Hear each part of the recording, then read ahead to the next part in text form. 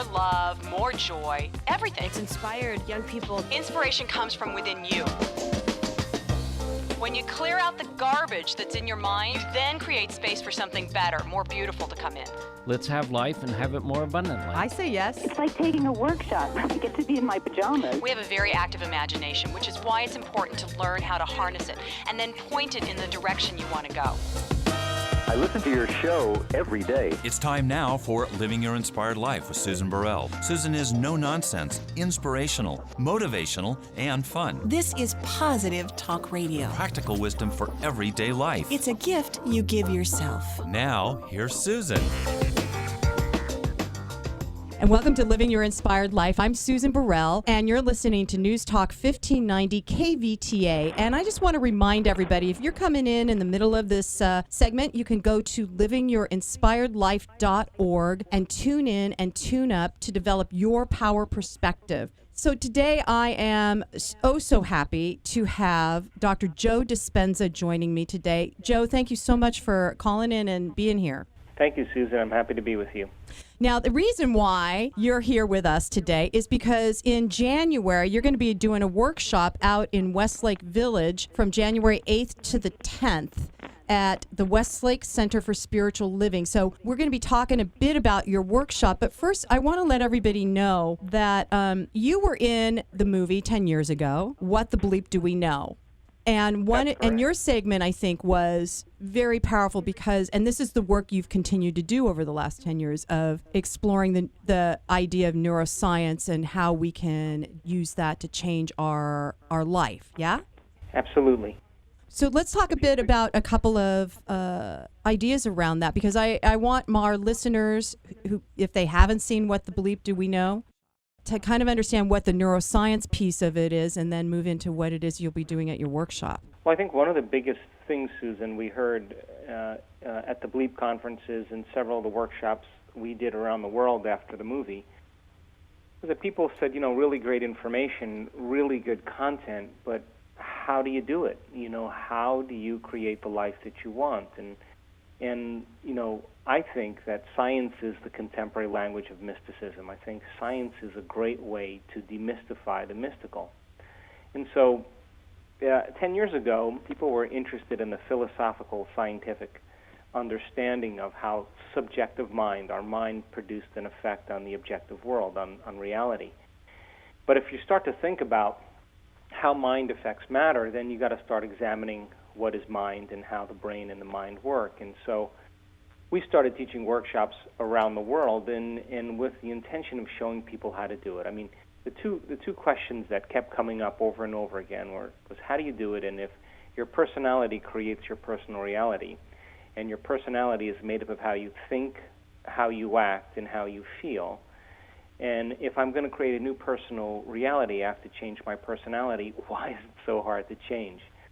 So we created a biological model based in the latest science of neuroplasticity and epigenetics and psychoneuroimmunology and quantum physics, which, by the way, all of those specific fields point the finger at possibility. They empower the individual to have some control over their destiny. So we began on the journey, and I'm happy to say 10 years later, we're seeing some pretty remarkable things. For some of the people out there that may not understand the quantum physics field of possibility, can you describe that a little bit more? Sure. When Newton and Descartes were studying the nature of reality, they basically said mind and matter were separate entities. There was, the nature of reality, the external objective world. That world was a sphere of science, and that was predictable, and you can project where the planets are going to be, and when an apple falls from a tree, you can predict when it's going to land and how fast it's moving. But when you start studying mind was way too convoluted, and so they left that up to the sphere of religion. But after Einstein came along and started producing some of his equations, they started studying the subatomic world, and when they started studying subatomic particles, somehow everywhere they looked for an electron, it appeared. So now subjective mind is having an effect on the objective world. And so people will say, that really works for the very tiny, the electron appears from infinite field of possibilities collapsing into a particle, but it doesn't work for the very large. But maybe we're just poor observers. Maybe we can sharpen our skill of observation, and maybe we can understand what it takes to exert greater effects on our life. And so if you're viewing your life from the same level of mind every single day, then everything pretty much stays the same. Have a quantum shift in your understanding about the nature of reality.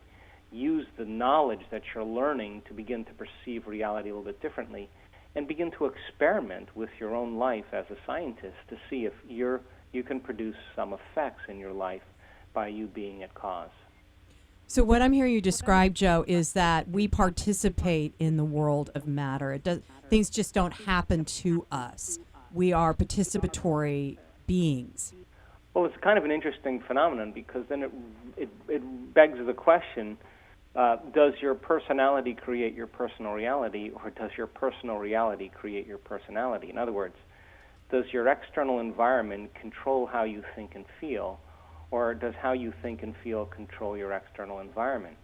So if you're not in the process of being defined by a vision of the future every single day, in the creative process of putting your attention, and where you place your attention is where you place your energy, putting your attention on some future experience that you want to embrace, and you're passionate about that future, then for the most part, if you're not in the creative process, then when you wake up every single day and you do the same routine that you've done for the last 10 years, you go to the same place, you see the same people, you do the exact same thing at the exact same time, that predictable Newtonian reality is causing your external environment to impress how you're thinking and feeling. So as long as you're reacting to the same conditions in your life, you keep reaffirming the same reality in your life. And so people begin to understand how that works, then they understand and they have to eliminate themselves for a period of time from their external environment and begin to create independent of their environment. And that participation starts to give people their own sense of empowerment, because that's when unique and wonderful experiences begin to show up in our lives in a way that we would never anticipate or predict. That's the quantum reality, where it shows up and surprises us and leaves no doubt that what we were doing inside of us produced some effect outside of us. And that's when we begin to correlate what we're doing inside of us with the effects that we created outside of us, and we do it again, and that's called empowerment. Yeah, I totally agree, Joe. And one of the things you just said, though, is in order to change or in order to shift your experience, you have to take yourself out of the experience. So how do you do that? I mean, if I'm showing up at a job every day and it's the same old thing, do I have to leave my job? No, it's not necessary unless your job doesn't bring you joy any longer. But which happens to a lot of people, yeah. And then it's time to make another choice. Look, and my theory is if you can predict something in your life and you can predict it so well, I don't care if it's a relationship, a job, I don't care, whatever it is, when it gets so predictable that it's boring, it's time to make a different choice. And there's an infinite expanse of opportunity that exists in that unknown. But we use the model of meditation as a great way for people to eliminate themselves from their external environment. Most people define themselves in their lives through their senses. If you can't see it, you can't smell it, you can't taste it, you can't feel it, it's not real. But when you're in the meditative process, what you're saying is, I'm eliminating my interaction with my environment by disconnecting from things that I see and hear and smell. I'm putting my body away. I'm sitting it down, and I'm not letting it do anything to reaffirm the same identity, and I'm transcending time. And retreating from your life every single day, and instead of being defined by a memory of the past, but being defined by a vision of the future, begins to produce biological changes in the brain and body to look like the event has already happened. So can we believe in a future that we can't see or experience with our senses yet, but we've thought about enough times in our mind that our brain is literally changed to look like the event has already occurred? Quantum model of neuroplasticity and says that we can change our brain just by thinking differently. And can we emotionally embrace some future reality that already exists in the quantum field and emotionally embrace that future to such a degree that the body, as the unconscious mind, begins to believe that future reality is happening in the present moment, and we're signaling new genes in new ways so that the body begins to change to look like the experience has already happened. Epigenetics says it's absolutely possible.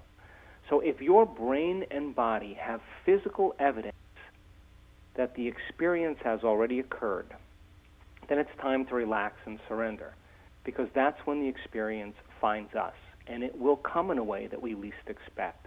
It has to come in an unpredictable way, because if we can predict it, it's nothing new. It has to catch us off guard. It has to surprise us and rock our world and leave no doubt that what we did inside of us produced some effect outside of us. And people around the world are beginning to wake up to this, and they're becoming creators of their own lives.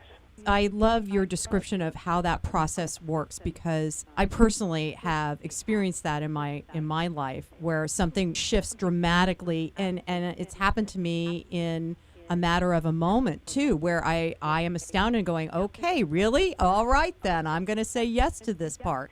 It's very interesting, because I believe in having the opportunity to contribute to people's lives in the last 10 years. I think the hardest part of all of this, Susan, is making the time to do it. I think that's it. Yeah. I think taking time for our precious selves to really become a work in progress. And the old model of reality is to wait for crisis or trauma or disease or diagnosis or loss. That's when people finally make up their mind to change. We have to be brought to this lowest denominator. And when we no longer feel like ourselves, we can see who we've been. We can begin to think about what we've been thinking about, notice how we've been acting, and pay attention to how we've been feeling. And that concept in neuroscience is called metacognition. We're looking at the old self, and when we're looking at the old self, for the first time, we're not the old self, and that means we're beginning to objectify our subjective selves. But my message is, why wait? I mean, you can learn and change in a state of pain and suffering, or you can learn and change in a state of joy and inspiration. And I prefer the latter, and I think people are beginning to understand that's a more profound way to begin to interact with life. And the brain learns by mistakes, and the brain learns by surprises. So I think it's about time we start having a little bit more surprise in our life.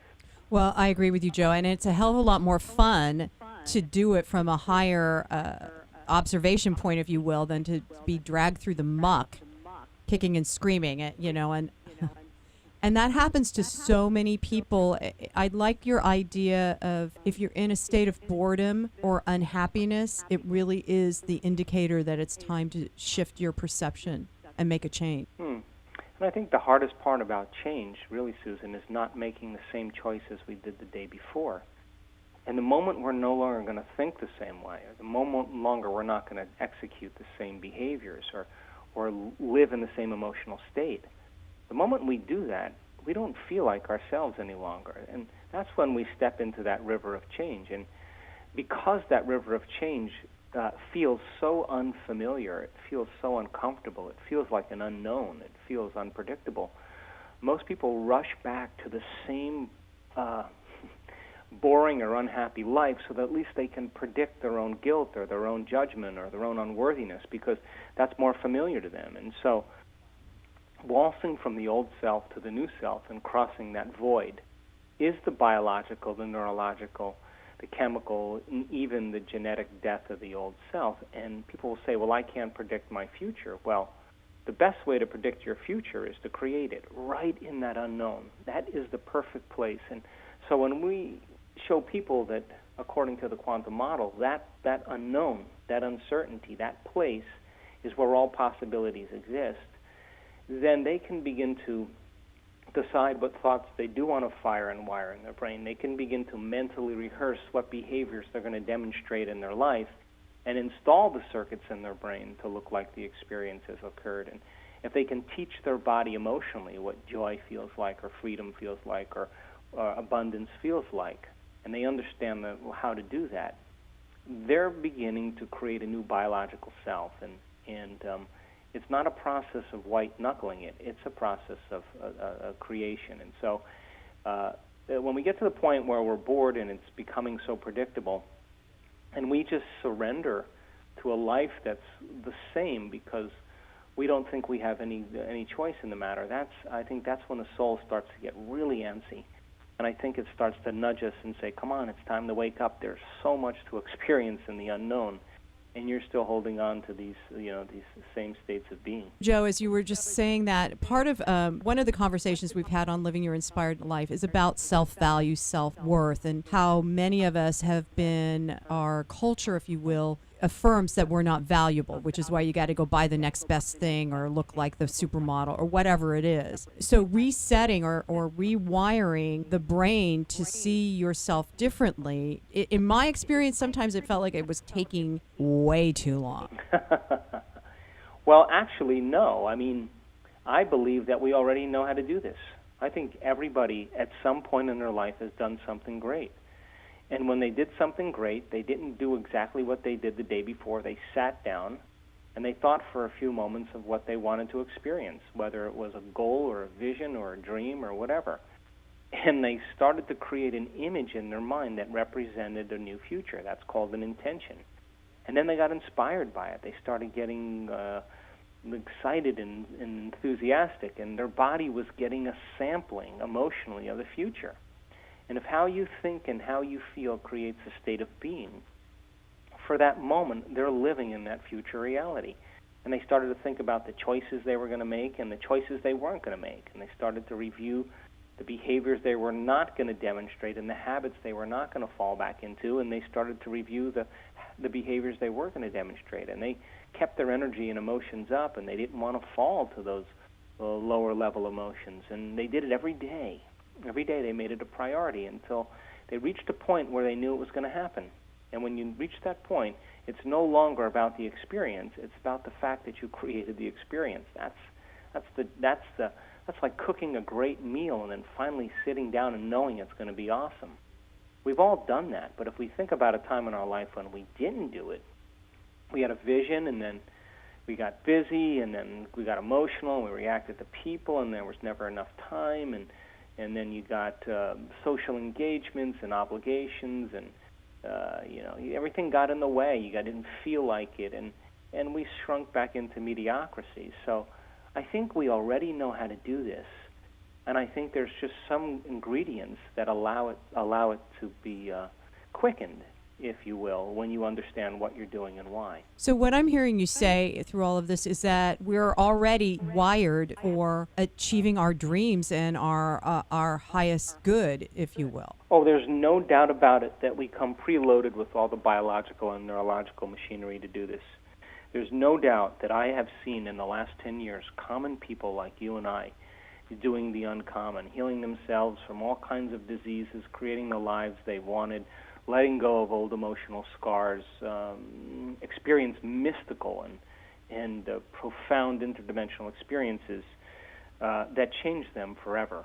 And so I think we're innately already divine creators, and I think the biggest limitation that we have as human beings is living in that state of survival. And living in survival is living in stress. And stress is when our bodies are knocked out of homeostasis and balance. And when we live in those states of emergency or altered to such a degree that we experience aggression and anger and hatred and frustration and judgment and fear and anxiety and insecurity and unworthiness, guilt, shame, depression, those are all created from the hormones of stress. And it's a scientific fact that more than 70% of the time people live in those states. So when you're living in survival and there's threats out in your external environment, and that jungle is dangerous, it's not a time to create. It's not a time to trust. It's not a time to open your heart. It's a time to survive. And so if we're spending the majority of our time living in that state, then we're always trying to force the outcome. We're always trying to control the outcome. We're always trying to change something in our life by matter trying to change matter.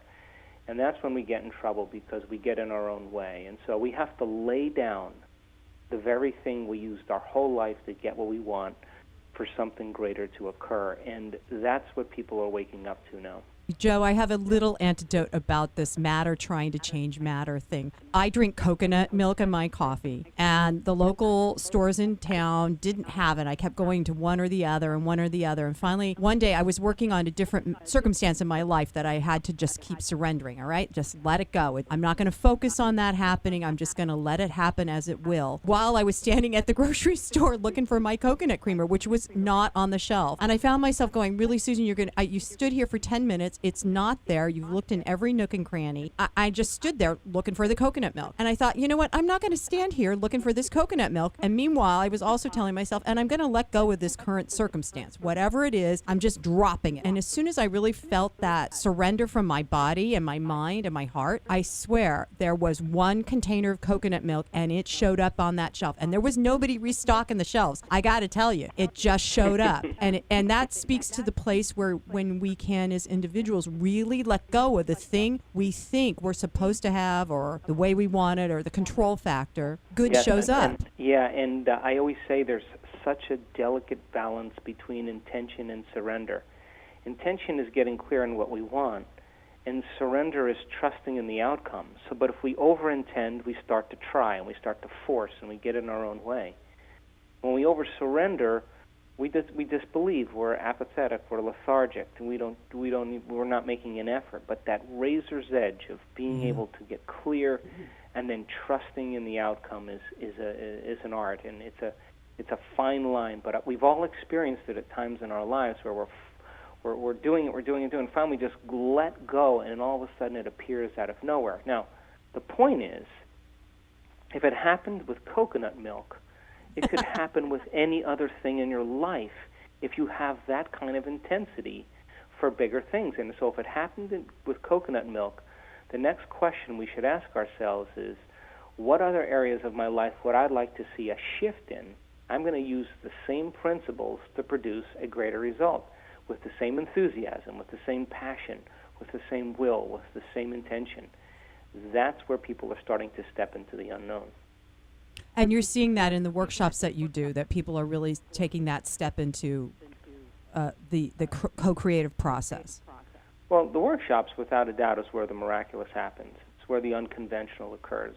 I've seen it over and over again. And the whole reason our workshops have become so popular is because we do things. We don't sit around and talk philosophical concepts. I mean, in the workshop in Westlake Village, people are going to understand what the present moment is. You're going to understand when you're there and when you're not. You're going to understand what it is to change a belief and a perception, and how to change a belief and perception, how to tune into potentials that already exist in the quantum field, to pull the mind out of the body and then recondition the body emotionally to a new mind. And there's so many meditations we do in one weekend that people are given a lot of tools to begin to execute greater changes for themselves and their lives. So it's a doing workshop, and we demystify quite a bit. So there's knowledge that's given, and then people are pushed right into the experience so they can experience the truth of everything that we're talking about.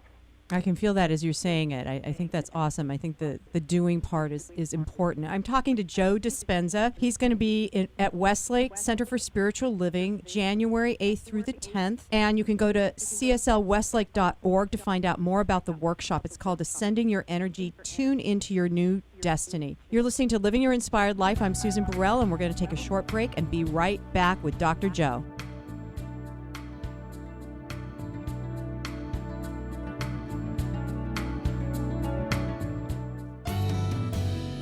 This is Susan Burrell from Living Your Inspired Life. I always find it easier and more fun to expand my life by being connected to open-hearted, like-minded people committed to being on the same path I am. If you feel the same way, I suggest you visit a Center for Spiritual Living. There are wonderful communities in Ventura, Ojai, Santa Barbara, Oxnard, Pleasant Valley, Camarillo, and Westlake Village. You'll find terrific people, great information, and more tools to help you live the life you were born to live. So go to csl.org to find a center near you. That's csl.org for a center near you. Welcome back to Living Your Inspired Life. You're listening to News Talk 1590 KVTA, and I'm having this awesome conversation with Dr. Joe Dispenza, who's going to be doing a workshop January 8th through the 10th at Westlake Center for Spiritual Living. And to find out more about it, how to sign up, you go to cslwestlake.org. So, Dr. Joe, you have written several books. Let's talk about those. Okay. What would you like to talk about, Susan? Well, your latest book is called You Are the Placebo, Making Your Mind Matter. I saw on your website there was a conversation about placebo and nocebo, and I'd never heard the word nocebo. So let's talk about all that. Okay, well, I wrote You Are the Placebo because we started seeing people right in our workshops, right during a weekend, heal themselves of very, very significant genetic conditions, whether it was lupus or MS or chronic pain or, we saw Hashimoto's syndrome, all kinds of, really, different conditions. And it was started to catch my eye because it was happening in real time. In other words, they just didn't feel better. They were better. We took the measurements in their blood tests and in their scans, and all the markers returned back to normal. So I started thinking about how can you give someone a sugar pill, a saline injection, or perform some false surgery or procedure, and a certain percentage of those people will accept, believe, and surrender to the thought or the idea without any analysis that they're getting the real substance or treatment, and they begin to program their autonomic nervous system to make their own pharmacy of chemicals that matches the exact chemical they think they're taking. They make their own antidepressants, their own antihistamines, their own analgesics or anti-pain medications or chemicals by thought alone. So then I started thinking, well, if I begin to understand the science behind how the placebo works and really look at what science has to say about it, could you teach it? And could you teach it better? And instead of people putting some faith or belief in something outside of them, like the pill representing a symbol of health, could they put their faith and belief in a potential that exists in the quantum field, an unknown, and keep revisiting that unknown until they make it known and produce the same biological changes by thought alone? And I'm happy to say that in the book, I've gone the great measures to not only demystify it, but then we've done over 1,000 brain scans of our students in our advanced workshops before a workshop, and they went through 4 or 5 days of training, and then we measured their brain after. We've measured epigenetic changes in their urine. We've measured heart coherence. We measured the energy in the room, the energy around the body. And without a doubt, when people understand what they're doing and why they're doing it, the how becomes easier. And so my interest was, and still is, to close the gap between knowledge and experience. And the workshops we teach, our advanced workshops, are called Information to Transformation. And we've done a ton of measurements to really show that it's not just in people's minds, it's in their brains. Wow, I think that's so impressive, and the fact that it is qualifiable, that you're able to test and then see. Now, are these transformations or healings, if you will, are they sustainable? I mean, like when they leave the workshop, do they still not have whatever they came in with? Yeah, 95% of them are sustained. Yeah, we've had people with Parkinson's disease and traumatic brain injuries, uterine fibroids, severe anxiety, post-traumatic stress disorder. They're functioning in a very different personality. They're functioning in a very different state of being. And so, the answer to the question is absolutely yes. But by the same means, if you think about it, let's say you're in an antidepressant study and you're given a placebo, and you're taking that pill for 6 or 8 weeks. That pill is a reminder. It represents a future potential, right? So you have to take the pill every day to remind you that you're getting better. Well, just like taking that pill, that when you take that pill, that's a placebo, it represents a future possibility. And when you get enthusiastic or excited or emotionally lifted, the combination of the clear intention, the elevated emotion, begins to change your biology. So just like someone taking the placebo every day, some of these people who heal themselves of rare genetic disorders like polycystic fibrodysplasia, which never heals it never heals ever. A person's walking around with all their markers normal and no signs of fractures in any of her bones. That person had to cross the river of change, and she had to move into a new state of being for years until finally she kept signaling that gene over and over again. And finally she programmed the gene to make a different protein. So it doesn't always happen in one weekend, but there are people who are very committed to this work that have crossed that river of change. It's taken them years to get there, but once they program the gene and it's turned on, they're living a very different life than they were years before. I love that because I believe in the power of that ability to change. I think it's absolutely possible. So one of the things that I'm hearing you say also is in the first half and then just now is changing the gene that is reflective of our DNA, yeah? Mm-hmm. Can't even tell you how many people when they start talking to me about, oh, I got this stuff going on with my family, or my father has cancer and I'm going to have cancer because it's in my genes. I'm like, whoa, wait a minute. How do you know that? But there's a huge medical belief system out there that your genes program your DNA or your DNA programs your genes, and therefore whatever somebody else had in your family, you're going to get. Well, that's not true. I can tell you that from studying Thank God. this. A gene has to be instructed. It has to be signaled. Now, just a little overview about genes. Your body is a protein-producing machine. Muscle cells make muscle proteins. They're called actin and myosin. Stomach cells make stomach proteins. They're called enzymes. Skin cells make skin proteins called collagen and elastin. Immune cells make immune proteins called antibodies. So your body is a protein-producing machine. Now, proteins are responsible for both the structure and the function of your body. So in order for your body to make a protein, a gene has to be expressed.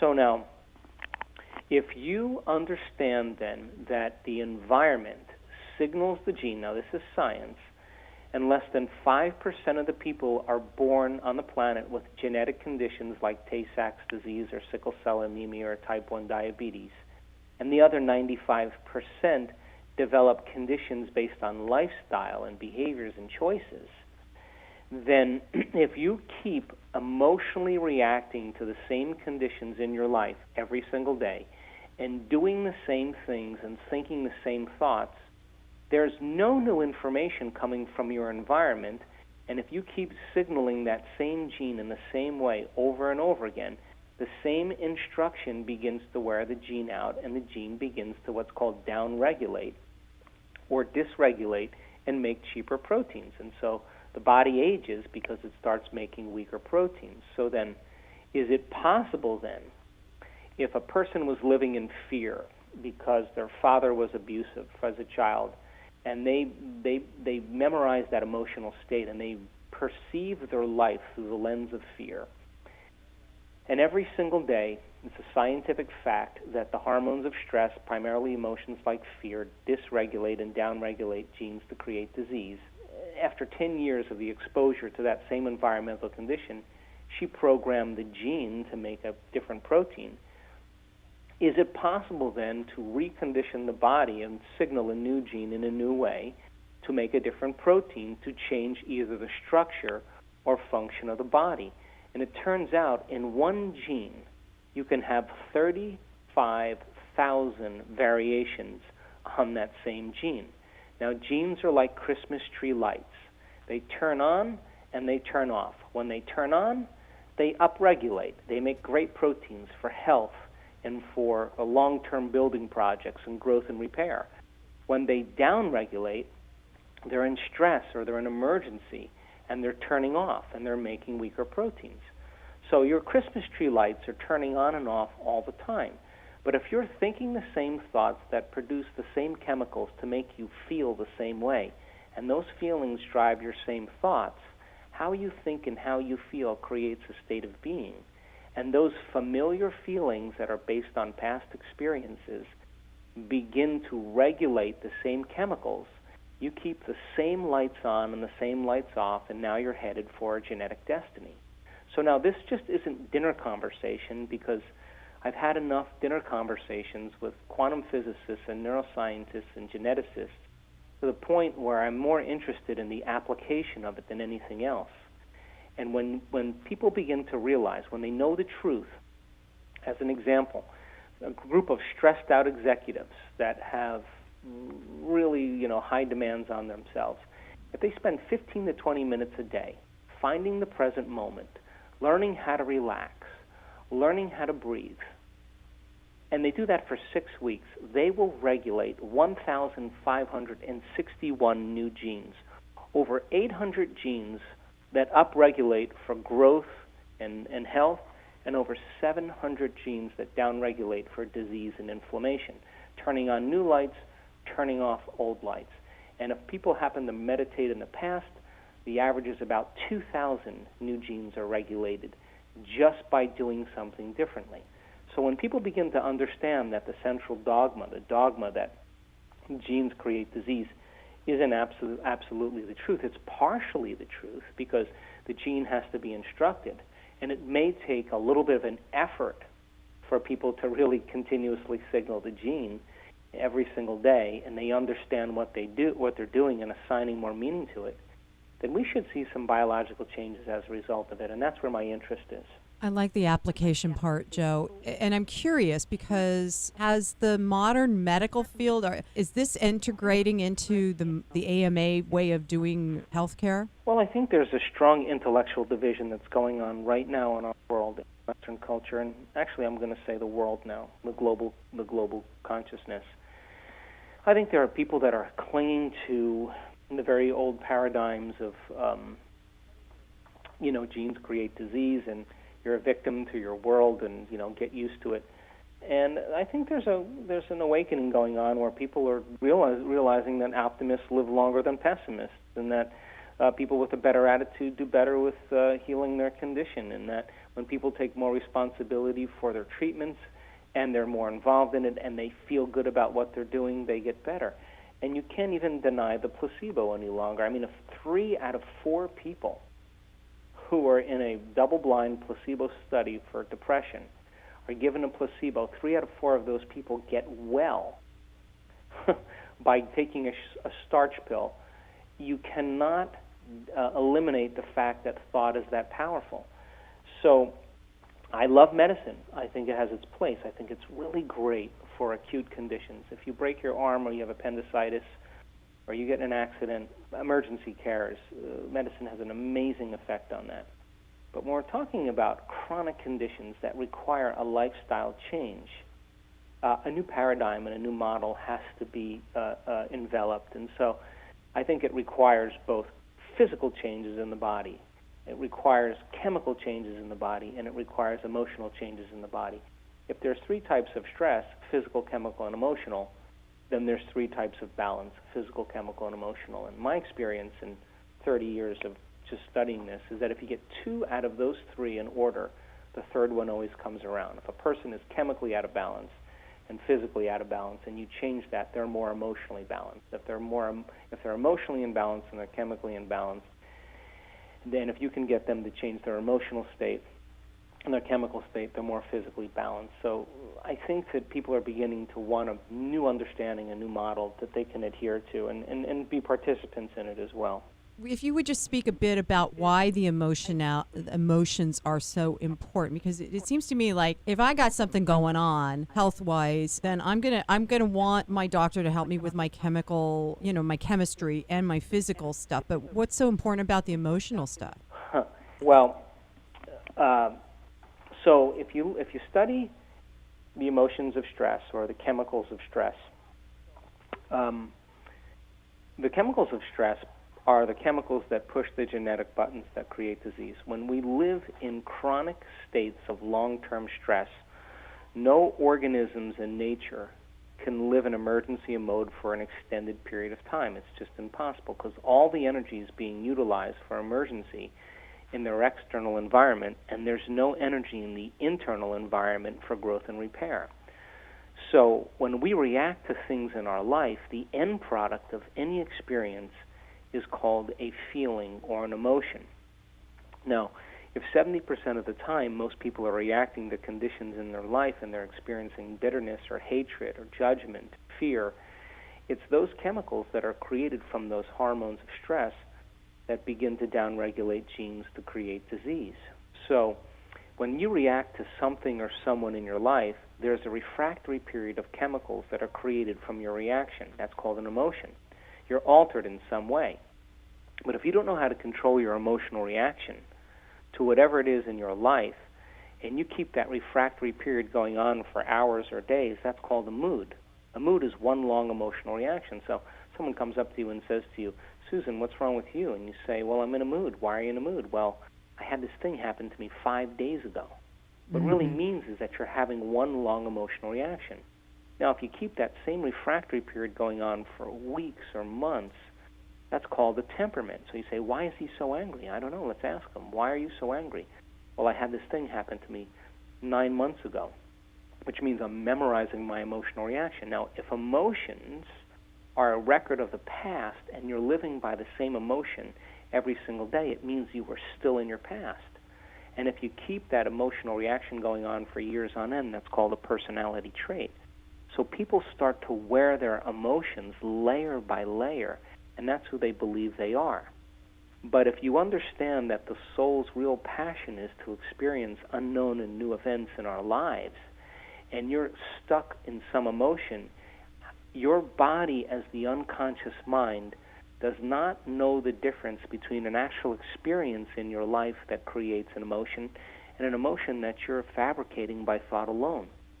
And so if those emotions drive certain thoughts and those thoughts reaffirm certain emotions, that cycle of thinking and feeling then conditions your body to literally be in the past.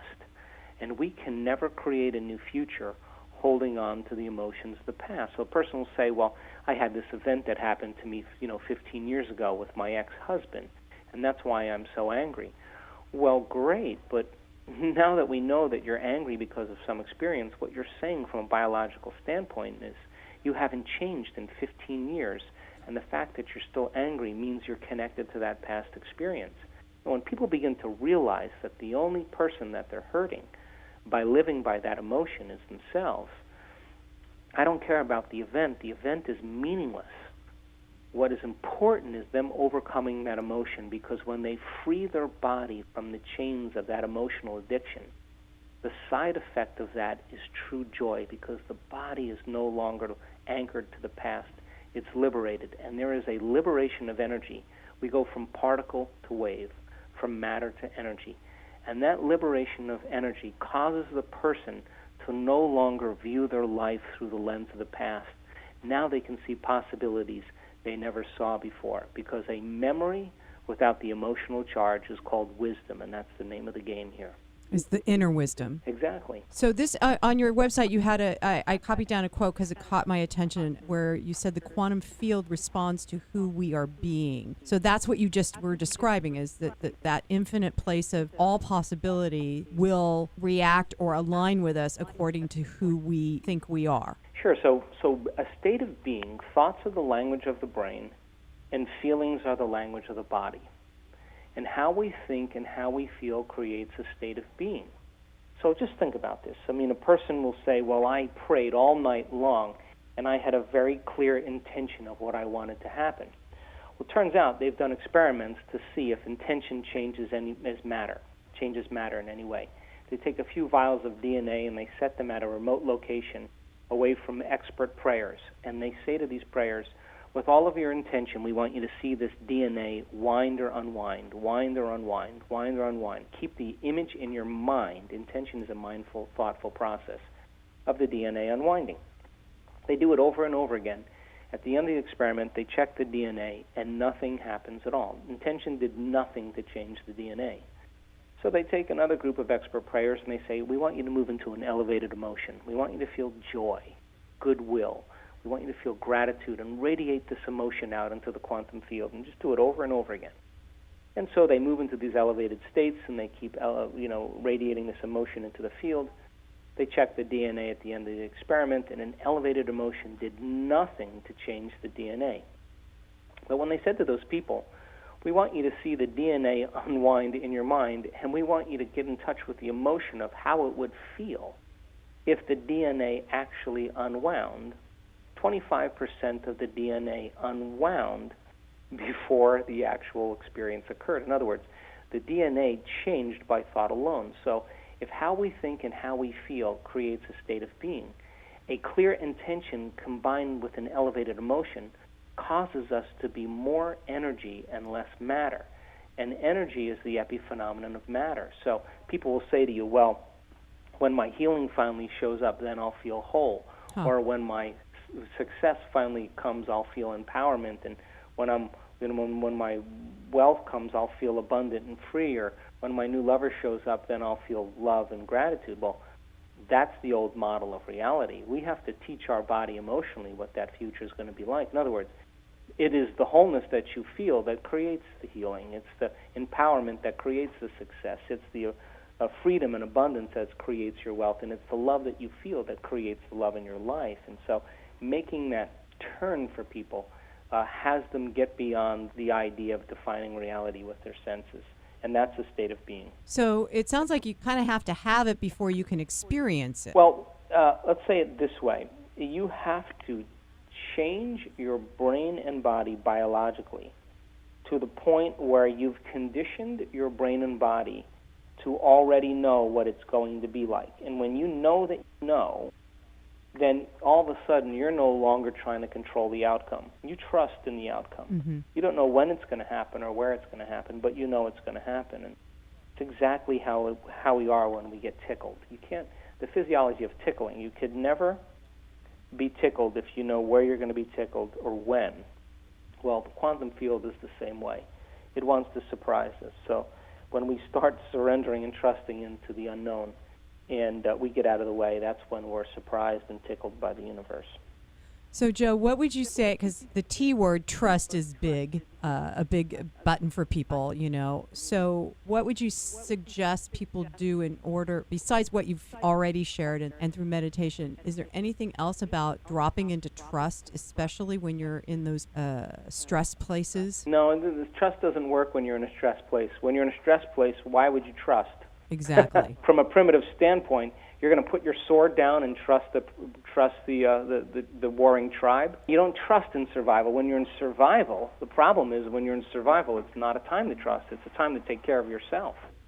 And so this is a very interesting thing because we've studied so many biological effects in the last 2 years of people in meditation. We've looked at we've looked at over 1,000 brain scans.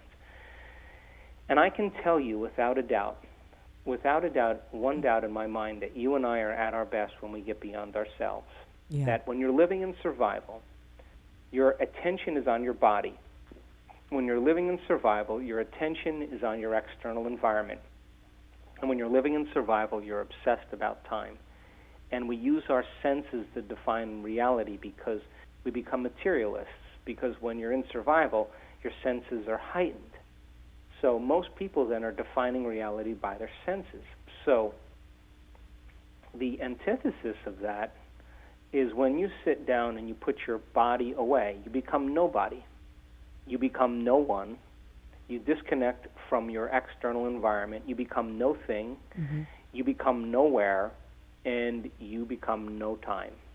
And when you get to that point when you're nobody, no one, no thing, nowhere, in no time, and I've measured this enough times to tell you that you and I can do this pretty naturally, that's the moment you are pure consciousness.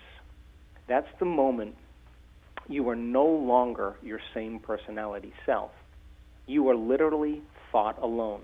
And if you are going to heal your body by thought alone, or change something in your external environment by thought alone, or create some new future time experience by thought alone, then you have to become thought alone.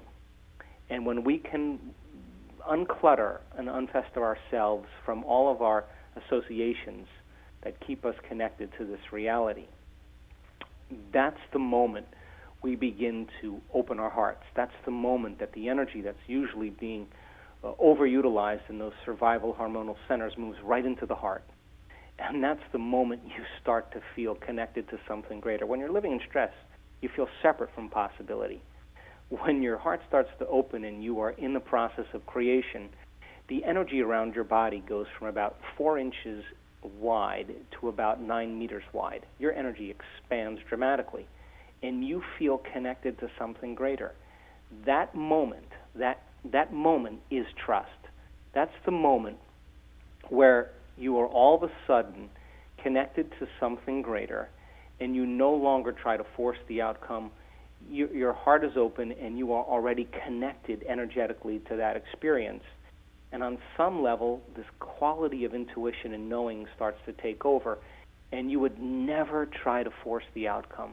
You would never try to control the outcome, because if you did, you'd go back to the old self. You just know that in some way and somehow it's going to happen because you've already experienced the emotion that's already connected to that event. And we've seen this over and over again. The heart goes into a high level of coherence, and some of our students can sustain that kind of coherence for an hour at a time. It's a skill for them, and they can create very significant coherent patterns in their brain, and they sustain that for an extended period of time. So a coherent brainwave signature combined with an elevated emotion that's creating a coherent heart rate signature creates a new energetic field, and that's when we start to execute more effects on our environment. It sounds like what you've just described, Joe, is the way that you begin to touch into the unknown. Everything you've just described felt to me like that's just being in that unknown where there's that quantum field. That's exactly what I'm talking about. And so if you're living in survival, though, Susan, who wants to trust the unknown? When you're in survival, you run from the unknown. It's not a time to trust in the unknown. The unknown represents predators and danger and injury, and so the more addicted we are to the hormones of stress and to those emotions, the more we run from the unknown. Even if we have a bad relationship or a poor job or terrible circumstances in our life, we'd rather cling to the emotions that keep us connected to that than step into the unknown. When you teach people how to break free from those addictions emotionally, then the unknown becomes an adventure. Now they're not afraid of the unknown. They're craving the unknown because they know that they don't want what they've had all the way up until this point, and that the eternity is a huge place, and they want to step into it. I've shared this on Living Your Inspired Life often. Of the last couple of years in my personal life, I have had to really relinquish everything that I know in order to move forward in my life. And it was literally stepping into the unknown, which is not something I was comfortable in. And I got to affirm for everybody what you're saying, Joe, is that in that unknown place, it is a lot more fun. It's more exciting. It's more creative. It's more expansive than being in the rut of whatever it is, a terrible job, a terrible marriage, a health issue. Life is for having fun. Well, it is. The polarity of life is that you're going to have fun and you're going to take some hard knocks, and there's nothing wrong with emotionally reacting to those things in your life. It's just how long you react. So I think when we are meeting the adversity in our life is to challenge our mind to a greater level of understanding. In other words, what piece of philosophical, spiritual, theoretical information could I apply in this experience to produce a different outcome? That's when it gets exciting. So the unknown, then, for all of us, that's when we feel the most alive. That's when we feel more aware, because we can't cling to the familiar any longer if we're far enough away from it. And that's when we start to rely on our greatest resources. And that's when we start to begin to take what is unknown in there and begin to become familiar with it and to make it known. And that's exactly what the word meditation means, to become familiar with. So the more we become familiar with our old self, and we don't let any thought, behavior, or emotion cause us to return back to the old self because we're so familiar with it, then we are separating ourselves from that old identity. And if we can think about and envision a new future and begin to rehearse the behaviors we're going to demonstrate and emotionally teach our body what it's going to be like, we're going to become familiar with a new state of being, because nerve cells that fire together wire together. And if you keep bringing up the same emotion, you're beginning to condition your body into a future. And so I think once you begin to understand how it works, and you begin to demystify it to a greater degree, then the unknown, all of a sudden, you say, okay, I'm out in the unknown now. At least I'm not in guilt, or at least I'm not in shame, or at least I'm not in unworthiness. God, I'm so glad I'm done with that. Now I have a whole new experience to create for myself, and there should be new emotions with that. And if there are infinite potentials in the quantum field, that means there are infinite experiences and infinite emotions. And it should be pretty exciting instead of living by some of the ones we've lived by for this up until this point. Dr. Joe Dispenza, thank you so much for joining us on Living Your Inspired Life today. I just want to remind everybody about your upcoming workshop again before we end. It's called Ascending Your Energy, Tune into Your New Destiny. It's going to be January 8th through the 10th at Westlake Center for Spiritual Living, and you can find out more about it and sign up at cslwestlake.org. Dr. Joe, thank you so much for the wonderful conversation and the information and the thought-provoking stuff that you do in transformation. Thank you so much. So I'm just going to end with, and so it is, namaste.